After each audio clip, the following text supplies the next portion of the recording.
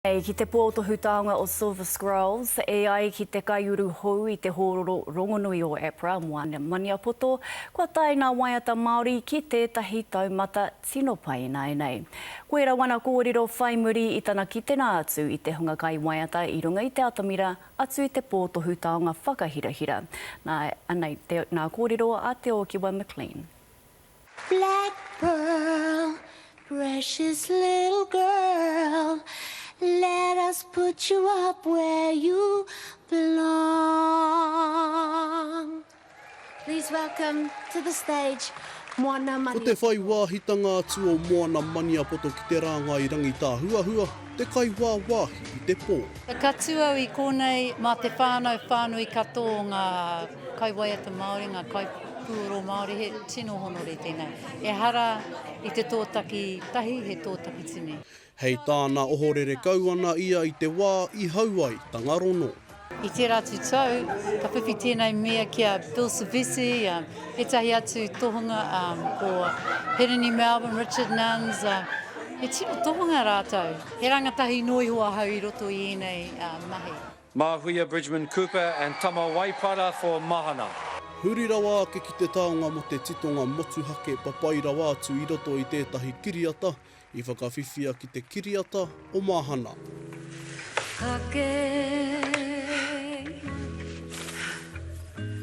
hoki mai kia.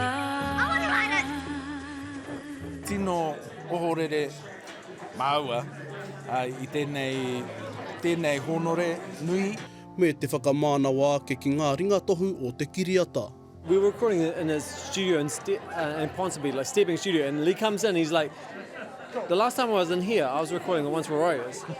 And that's, that's like that's The a lot of pressure. legacy's huge and, giants. And the winner for this year's Mayoa Award is Rob Ruha. Ko Rob Ruha no tērā I riro I te taonga maioha mo ngā titonga Māori, mo tanga waiata rangatira, a kariri.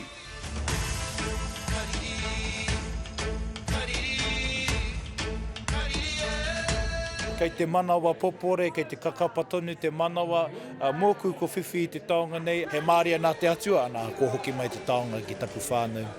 Hei tāna kei te tihi o te maunga ngā puoro Māori I tēnei wā.